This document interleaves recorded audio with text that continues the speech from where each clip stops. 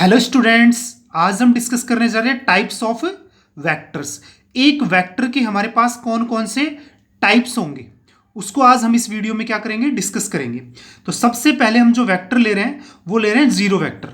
एक वेक्टर हमारे पास zero vector कब होगा?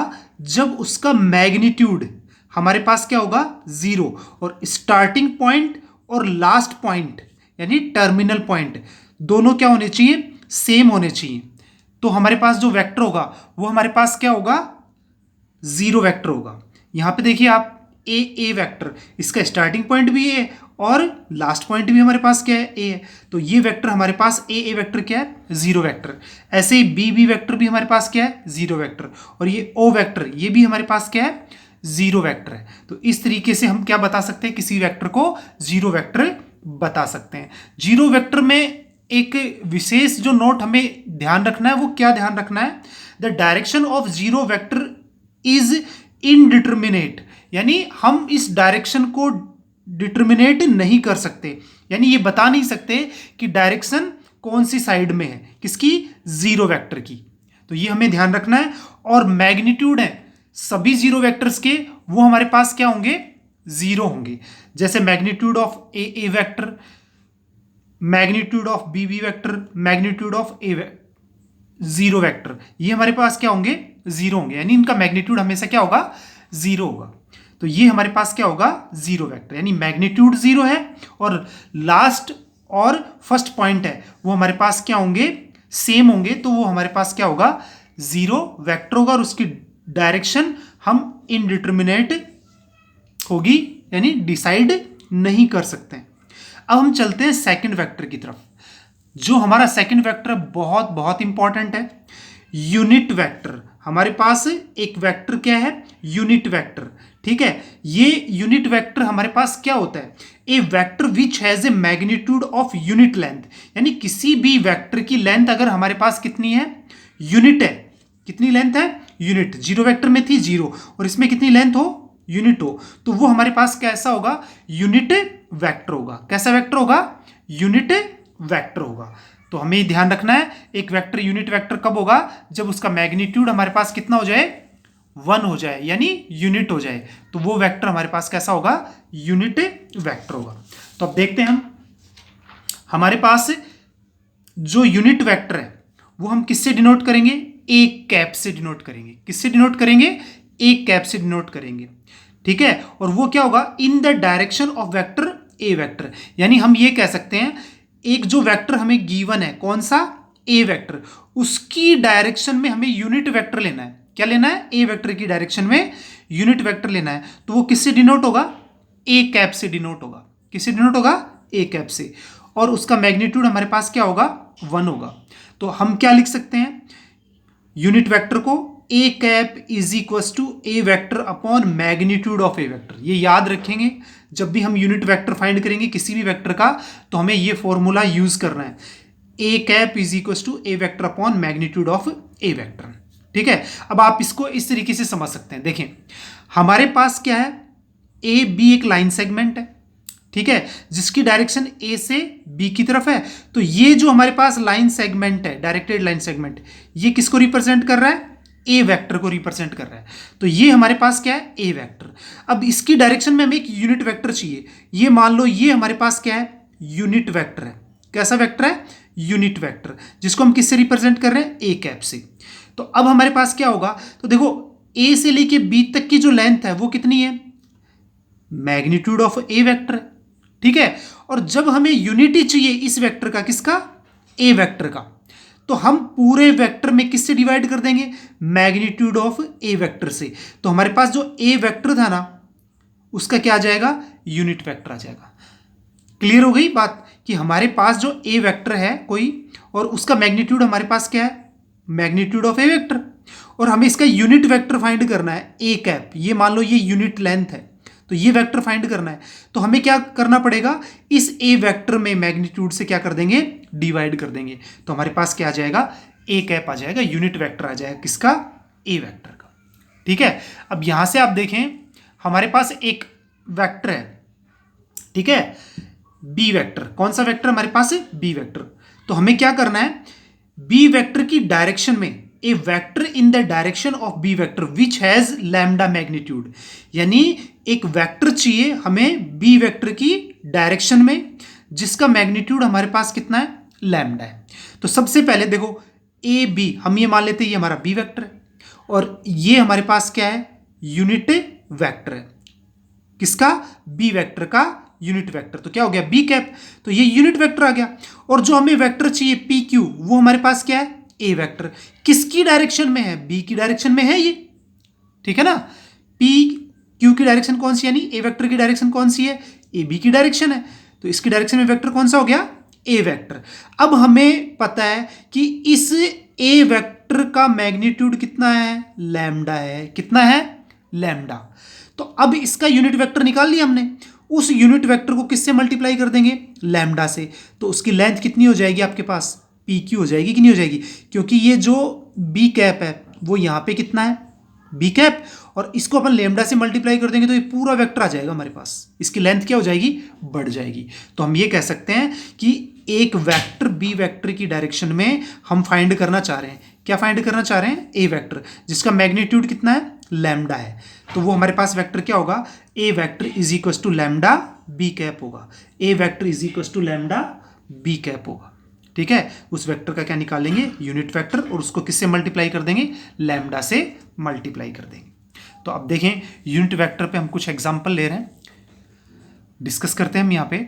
हमारे पास सबसे पहला एग्जाम्पल है, find the unit vector in the direction of vector A vector. यानी हमें एक वेक्टर ए वेक्टर गिवन है, ठीक है, इसकी डायरेक्शन में क्या लेना है, यूनिट वेक्टर, ठीक है। तो ये हमारा क्या हो गया, ए वेक्टर। इसका मैग्नीट्यूड निकाल लिया, कितना है, √1 + 4 + 4। तो हमारे पास कितनी वैल्यू आ गई मैग्नीट्यूड ऑफ ए वेक्टर की, √9 यानी 3 आ गई। तो हमने सबसे पहले क्या फाइंड कर लिया, वेक्टर का मैग्नीट्यूड। अब हमें पता है कि एक वेक्टर की डायरेक्शन में जब हम क्या निकालते हैं, यूनिट वेक्टर निकालते हैं, तो हमारे पास क्या होता है, A cap is equal to A vector upon magnitude of A vector. तो ए वेक्टर हमारा है i + 2j + 2k, और मैग्नीट्यूड कितना आ गया, 3। तो हम इसको क्या कर देंगे, डिवाइड कर देंगे। तो A cap is equal to 1/3 i cap + 2/3 j cap + 2/3 k cap. ये हमारे पास क्या हो गया, यूनिट वेक्टर हो गया ए वेक्टर की डायरेक्शन में, ठीक है। सेकंड एग्जांपल देखें आप, हमारा जो सेकंड एग्जांपल है वो हमारे पास है कि हमें ए वेक्टर गिवन है और बी वेक्टर गिवन है। हमें एक यूनिट वेक्टर फाइंड करना है, किसकी डायरेक्शन में, A vector plus B vector की डायरेक्शन में फाइंड करना है। तो सबसे पहले हम क्या फाइंड करेंगे, A vector plus B vector find करेंगे। तो दोनों वेक्टर का क्या कर लिया हमने, सम कर लिया। तो देखो 2i - i, तो i cap, -j + j cancel, 2k - k, तो k कैप। तो इसको हमने क्या ले लिया, यहाँ पे देखो A vector plus B vector को हम क्या ले लेंगे, सी वेक्टर ले लेंगे थोड़ी देर के लिए, ठीक है, ताकि हम आसानी से क्या निकाल सकें, यूनिट वेक्टर। तो C vector is equal to i cap + k cap. सबसे पहले हमें क्या फाइंड करना है, magnitude of C vector find करना है। तो √1² + 1², तो मैग्नीट्यूड ऑफ सी वेक्टर कितना हो गया, √2। और जब हम यूनिट वेक्टर फाइंड करते हैं तो हमारे पास क्या आएगा, C cap is equal to C vector upon magnitude of C vector, ठीक है। तो C vector i cap + k cap upon √2। तो C cap is equal to 1/2 i cap + 1/√2 i cap + 1/√2 k cap. तो ये हमारे पास हो गया A vector plus B vector की डायरेक्शन में एक यूनिट वेक्टर, ठीक है। तो इस तरीके से हम क्या कर सकते हैं, एक यूनिट वेक्टर फाइंड कर सकते हैं। अब हम चलते हैं नेक्स्ट एग्जांपल की तरफ। हमारा जो नेक्स्ट एग्जांपल है वो है कि हमारे पास एक वेक्टर है, ठीक है, इसकी डायरेक्शन में हमें एक वेक्टर फाइंड करना है जिसका मैग्नीट्यूड कितना है, 8 unit. Find A vector in the direction of vector which has 8 unit magnitude. तो देखो बी वेक्टर हमारे पास क्या हो गया, 5i - j + 2k, और लैम्डा की वैल्यू कितनी हो गई, 8 यूनिट गिवन है पहले से ही। और हम क्या करेंगे, मैग्नीट्यूड ऑफ बी वेक्टर निकालेंगे। तो हमारे पास आ गया 25 + 1 + 4 का ओवर-रूट। तो magnitude of B vector is equal to √30, और B cap is equal to हमारे पास क्या आएगा, B vector upon magnitude of B vector 5i - j + 2k upon √30। तो बी कैप आ गया हमारे पास 5 upon √30 i cap -1 upon √30 j cap plus 2/√30 के कैप। तो ये हमारे पास क्या हो गया, बी कैप। और हमें पता है बी वेक्टर की डायरेक्शन में दूसरा वेक्टर फाइंड करना है, कौन, ए वेक्टर, जिसका मैग्नीट्यूड कितना है, लैम्डा। तो उसका फॉर्मूला है ए vector is equal to lambda B cap. यानी अब हमने क्या फाइंड कर लिया, बी कैप फाइंड कर लिया। लैम्डा की वैल्यू हमारे पास कितनी है, 8। दोनों वैल्यूज हमने क्या कर दी, यहाँ पे पुट अप कर दी। तो A vector is equal to 40/√30 I cap minus 8/√30 J cap plus 16/√30 K cap. तो इस तरीके से हम क्या कर सकते हैं, एक वेक्टर की डायरेक्शन में दूसरा वेक्टर फाइंड कर सकते हैं जिसका मैग्नीट्यूड हमें गिवन है। कैसे फाइंड कर सकते हैं, A vector is equal to lambda B cap. ठीक है, तो ये था हमारे पास यूनिट वेक्टर। अब हम चलते हैं नेक्स्ट वेक्टर पे। नेक्स्ट वेक्टर हमारा है कोइनिशियल वेक्टर्स। कोइनिशियल वेक्टर्स हमारे पास कौन से वेक्टर होते हैं, मैं बता दूं आपको। The vectors which have the same starting point are called coinitial vector. यानी वो दो वेक्टर या दो से ज्यादा वेक्टर, यानी 1 and 2 और 2 मोर देन वेक्टर्स हमारे पास क्या क्या होंगे, कोइनिशियल वेक्टर होंगे अगर उनका स्टार्टिंग पॉइंट क्या है, सेम है। तो यहां आप देख पा रहे हैं एक वेक्टर है ए बी वेक्टर और दूसरा वेक्टर है ए सी वेक्टर। ये दोनों कोइनिशियल वेक्टर है, क्यों, क्योंकि ये एक ही पॉइंट ए से क्या हो रहे हैं, स्टार्ट हो रहे हैं। तो इनको क्या बोलेंगे अपन, कोइनिशियल वेक्टर बोलेंगे। क्या बोलेंगे, कोइनिशियल वेक्टर। तो कोइनिशियल वेक्टर हमेशा एक ही पॉइंट से स्टार्ट होते हैं। अब हम चलते हैं किसके ऊपर, इक्वल वेक्टर्स के ऊपर। इक्वल वेक्टर्स हमारे पास कौन से वेक्टर होते हैं, 2 or more vectors are said to be equal vector when their magnitude is equal and also their direction is the same। अब यहां पे मैं दो बातें आपको बता रहा हूं, इक्वल वेक्टर्स में ध्यान रखें, उनका मैग्नीट्यूड हमेशा क्या होना चाहिए, सेम होना चाहिए।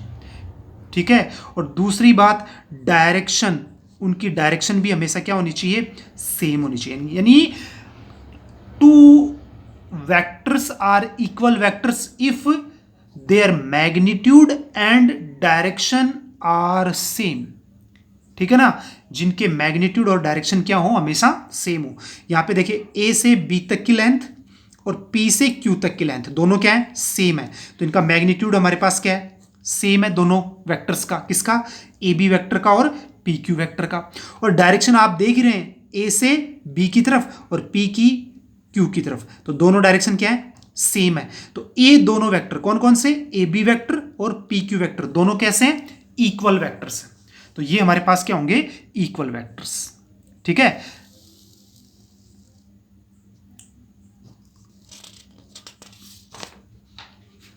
अब यहां पे देखिए हमारे पास जो फिफ्थ वेक्टर है वो हमारे पास है like and unlike vectors. Like vectors हमारे पास कौन से होते हैं और अनलाइक वेक्टर हमारे पास कौन से होते हैं। लाइक वेक्टर वो हमारे पास होते हैं जिनकी डायरेक्शन क्या होती है, सेम होती है। ठीक है, कैसी होती है, सेम डायरेक्शन में होते हैं। ठीक है, वो कैसे होते हैं, like. The vectors having the same direction are known as like vectors. और अनलाइक वेक्टर हमारे पास कौन से होते हैं, the vectors having the opposite direction with respect to each other are unlike vectors. अब यहां पे देखो जो डायरेक्शन में क्या होते हैं, अपोजिट होते हैं। अब यहां पे देखो ये 3 वेक्टर हमारे पास, ए वेक्टर, बी वेक्टर और सी वेक्टर। यहां पे आप देख पा रहे हैं तीनों वेक्टर्स के अंदर, मैं बता दूं आपको, जो ए वेक्टर है और बी वेक्टर, इन दोनों की डायरेक्शन क्या है, सेम है। तो ए एंड बी वेक्टर कैसे हैं, लाइक वेक्टर्स हैं। कैसे वेक्टर हैं, लाइक वेक्टर। और यहां से आप देखें ए वेक्टर और सी वेक्टर और बी वेक्टर और सी वेक्टर, इनकी डायरेक्शन क्या है, अपोजिट है। तो ये कैसे हैं, अनलाइक वेक्टर। जिनकी डायरेक्शन सेम साइड है वो तो लाइक है, और जिनकी डायरेक्शन अपोजिट साइड्स हैं वो हमारे पास कैसे हैं, अनलाइक वेक्टर्स। ठीक है ना। अब यहां पे ये भी ध्यान रखना है कि ये कैसे होने चाहिए, पैरेलल्स भी होने चाहिए। ठीक है, अब बढ़ते हैं नेक्स्ट वेक्टर की तरफ। नेगेटिव वेक्टर हमारे पास, नेगेटिव वेक्टर कौन से वेक्टर हमारे पास क्या होंगे, नेगेटिव होंगे। देखें, if 2 vectors are the same magnitude, सबसे पहली कंडीशन कैसे हो, सेम मैग्नीट्यूड्स के हो, but exactly opposite in direction, then both vectors are negative each other. यहां देखो ये हमारा इनिशियल पॉइंट है, इसको हमने क्या ले लिया, जैसे मान लो ओ ले लिया।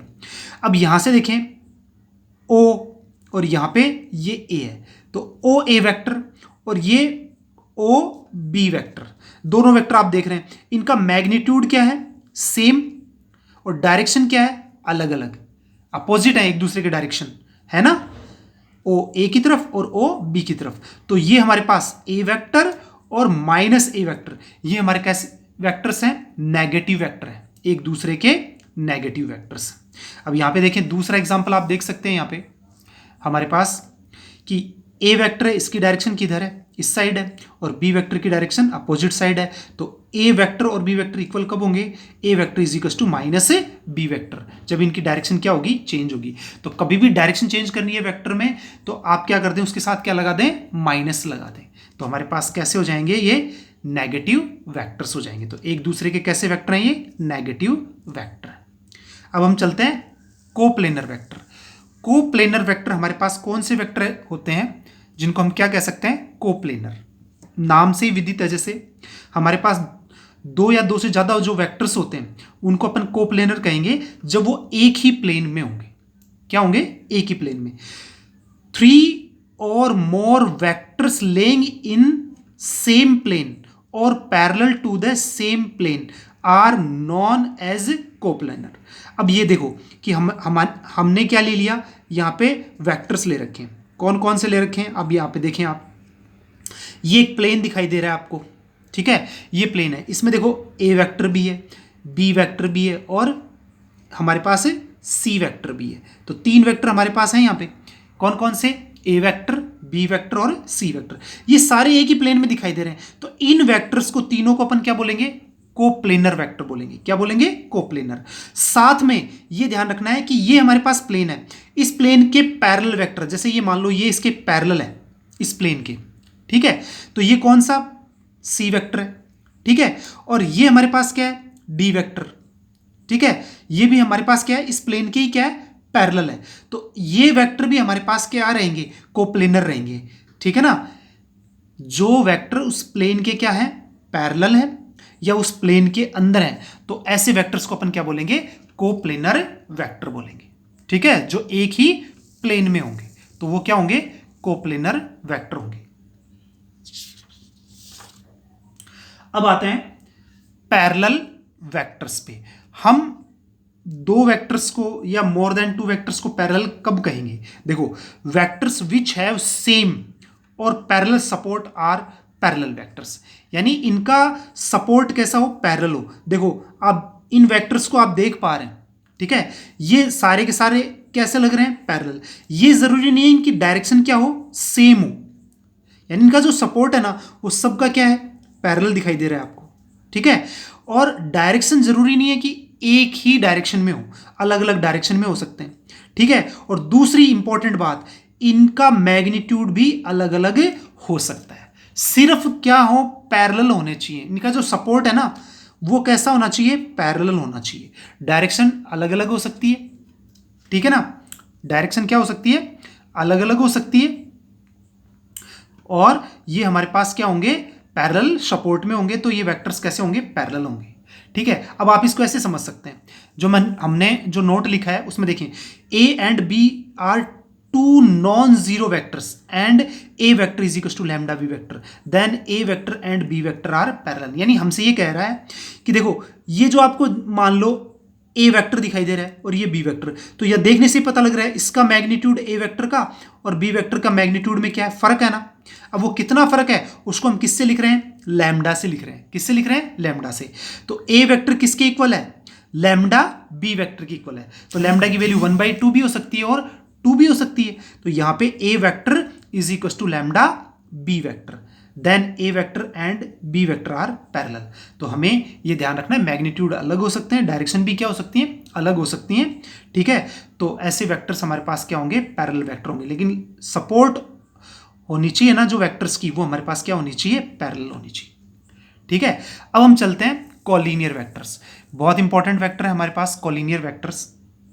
कॉलिनियर वेक्टर्स हमारे पास क्या है, 2 or more vectors are collinear if they are parallel to the same line।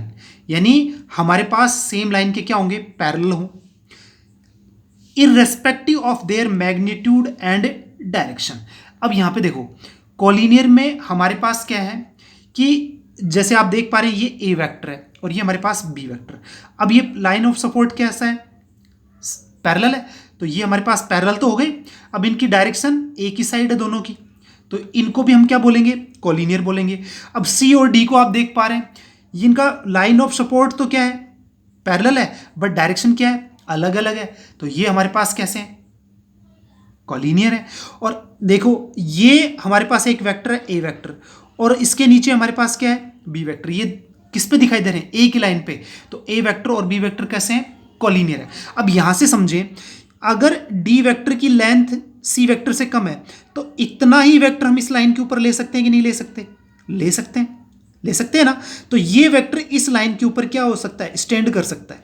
तो ये क्या हो गया, एक ही लाइन पे हो गए ना दोनों, तो इसलिए ये दोनों वेक्टर कैसे होंगे, कोलिनियर वेक्टर होंगे। तो जो पैरेलल वेक्टर्स हैं वो भी हमारे पास कैसे होते हैं, कोलिनियर ही होते हैं। समझ आई ना आपको बात, कि इस डी वेक्टर को हम किस पे स्टैंड करवा सकते हैं, सी वेक्टर पे, क्योंकि इतना ही वेक्टर हम यहां ले सकते हैं, इसकी डायरेक्शन इधर दे सकते हैं, तो डी यहां आ सकता है, तो एक ही लाइन के ऊपर आ गए। जब ये तभी हो पाएगा जब ये दोनों कैसे होंगे, पैरेलल होंगे, यानी लाइन ऑफ सपोर्ट कैसा होगा, पैरेलल होगा। तो यहां पे इसको ले जा सकते हैं, तो ये कैसे हो जाएंगे, कोलिनियर, यानी एक ही लाइन पे। ऐसे ही बी कहां पे चला जाएगा, ए पे भी जा सकता है, तो ये क्या हो जाएंगे, एक ही लाइन के ऊपर हो जाएंगे। तो अब इन वेक्टर्स को क्या कह सकते हैं, कोलिनियर वेक्टर्स कह सकते हैं। इसका मतलब पैरेलल हो गए, तो हम क्या कंडीशन यूज कर सकते हैं, A vector is equal to lambda B vector भी यूज कर सकते हैं, ठीक है ना। तो पैरेलल होने जरूरी है, और एक ही लाइन पे है तो अपने आप ही क्या हो गए, पैरेलल हो गए। अब देखिए आप इसमें कंडीशन, कोई भी कोलिनियर वेक्टर है तो वो पैरेलल है, पैरेलल है तो A vector is equal to lambda B vector, यानी कंडीशन कह रही है two vectors A vector and B vector are collinear है, then A vector is equal to lambda B vector. तो ये कंडीशन भी हम यूज करेंगे। और लैम्डा हमारे पास क्या है, नॉन जीरो रियल नंबर, जो R0 लिखा हुआ है इसका मतलब है non zero real number. It means vectors are also parallel, जो कोलिनियर वेक्टर्स हैं वो पैरेलल है और जो पैरेलल वेक्टर हैं वो कैसे हैं, कोलिनियर है। अब यहां पे आप देखें, हमने एक एग्जांपल लिया है, पहला एग्जांपल, इसमें अब देखो एक स्क्वायर दिखाई दे रहा है आपको। स्क्वायर में आप देखें कि हमारे पास वेक्टर्स लिखे हुए हैं, ए वेक्टर इसकी डायरेक्शन हमारे पास ये है, ठीक है, बी वेक्टर की डायरेक्शन, सी वेक्टर की डायरेक्शन और डी वेक्टर की डायरेक्शन, ये सारी डायरेक्शन आपको दिखाई दे रही है। हमसे यहाँ पे क्या पूछा जा रहा है कि इन वेक्टर्स में को इनिशियल वेक्टर्स कौन कौन से हैं। तो को इनिशियल वेक्टर्स की हमारी जो डेफिनेशन है वो हमारे पास क्या है, वो वेक्टर्स जो एक ही पॉइंट से स्टार्ट होते हैं, कैसे होते हैं, को इनिशियल। तो यहाँ पे आप देख पा रहे हैं ए वेक्टर और डी वेक्टर एक ही पॉइंट से स्टार्ट हो रहे हैं, यहाँ पे हो रहे हैं ना। तो ये हमारे पास क्या है, ए vector and D vectors are coinitial vector. Equal vector में क्या होना चाहिए, मैग्नीट्यूड सेम और डायरेक्शन भी सेम। तो अब आप यहां पे देखें, हमारे पास एक है ए वेक्टर और एक हमारे पास है सी वेक्टर, इनका पैरेलल लाइन सपोर्ट तो है, बट डायरेक्शन क्या है, इसकी इस साइड है और सी की इस साइड है, यानी अपोजिट डायरेक्शन में है। तो ये कैसे नहीं होंगे, इक्वल नहीं होंगे। लेकिन आप देखें बी वेक्टर और डी वेक्टर दोनों एक ही डायरेक्शन में है और मैग्नीट्यूड भी दोनों का क्या है, सेम है। तो हम क्या कह सकते हैं, बी वेक्टर और डी वेक्टर कैसे हैं, इक्वल वेक्टर्स हैं। कैसे हैं, इक्वल वेक्टर्स। अब थर्ड में चलते हैं हम, कोलिनियर बट अनइक्वल। देखो कोलिनियर है वो हमारे पास इक्वल भी हो सकते हैं और अनइक्वल भी हो सकते हैं। तो हमसे इसमें पूछा है अनइक्वल, तो जो इक्वल वेक्टर्स हैं हमसे पूछा जाता कि कोलिनियर कौन से हैं, तो बी वेक्टर और डी वेक्टर को बता सकते थे, क्योंकि इक्वल जो वेक्टर होंगे वो हमारे पास कैसे हैं, पैरेलल भी हैं, ठीक है ना। तो बी और डी को बता सकते थे। लेकिन अनइक्वल पूछे हैं तो हमारे पास कौन से हैं, ए वेक्टर और सी वेक्टर, ये दोनों कैसे हैं, पैरेलल हैं, लेकिन डायरेक्शन क्या है, अपोजिट। तो इनको हम क्या कहेंगे, अनइक्वल वेक्टर कहेंगे। तो A vector and C vectors are हमारे पास क्या है, अनइक्वल वेक्टर्स, ठीक है, बट कैसे हैं, कोलिनियर भी। अब चलते हैं नेक्स्ट एग्जांपल की तरफ। नेक्स्ट एग्जांपल में हमसे क्या पूछा जा रहा है कि हमारे पास एक डायग्राम दिया हुआ है जिसमें देखो ये ए वेक्टर है, ये हमारे पास बी वेक्टर है और ये हमारे पास क्या है, सी वेक्टर, और ये हमारे पास है डी वेक्टर। अब यहां से देखें, हमें इस डायग्राम को ऑब्जर्व करके कुछ क्वेश्चंस के जवाब देने हैं, यानी वेक्टर्स के टाइप्स बताने हैं। सबसे पहले हम चलते हैं कोलिनियर वेक्टर्स। और कोलिनियर वेक्टर्स में आप देख पा रहे हैं कि देखो सी वेक्टर और डी वेक्टर एक ही लाइन के ऊपर हैं, तो इसका मतलब सी और डी तो वैसे ही होने। साथ में देखो ए वेक्टर और सी वेक्टर ये हमारे पास कैसे हैं, पैरेलल है, बोलो है कि नहीं है, ठीक है ना। और पैरेलल है तो इसका मतलब ए वेक्टर, सी वेक्टर और डी वेक्टर हमारे पास कैसे हैं, कोलिनियर वेक्टर्स, क्योंकि ये वेक्टर यहां आ सकता है क्योंकि इतनी लेंथ का है हमारे पास, ठीक है, तो एक ही लाइन पे आ जाएगा ये भी। तो ए वेक्टर, सी वेक्टर और डी वेक्टर कैसे हैं हमारे पास, कोलिनियर है। और इक्वल वेक्टर्स, अब इक्वल वेक्टर कौन सा, जिसके मैग्नीट्यूड सेम है और डायरेक्शन सेम है। तो देखो ए वेक्टर और सी वेक्टर का मैग्नीट्यूड भी सेम है और डायरेक्शन भी सेम है, तो यहाँ पे A vector and C vector are equal vectors. और लास्ट हम बात करते हैं किसकी, को इनिशियल वेक्टर की, जो एक ही पॉइंट से स्टार्ट हो रहे हैं। तो दिखाई दे रहा है आपको, एक तो हमारे पास बी वेक्टर, एक सी वेक्टर और एक D vector. B vector, C vector और डी वेक्टर एक ही पॉइंट से स्टार्ट है, तो ये हमारे पास कैसे वेक्टर हैं, को इनिशियल वेक्टर है। तो स्टूडेंट इस तरीके से हम वेक्टर्स की टाइप बता सकते हैं, उससे रिलेटेड कंसेप्ट को यूज करके क्वेश्चंस को सोल्व कर सकते हैं, और ये बड़े इंपॉर्टेंट रहेंगे हमारे लिए। नेक्स्ट जब अपन टॉपिक्स पढ़ेंगे तो जितनी भी कंडीशंस मैंने बताई हैं आपको, वो सारी की सारी आप क्या कर लें, अच्छे से रिवाइज कर लें। ओके।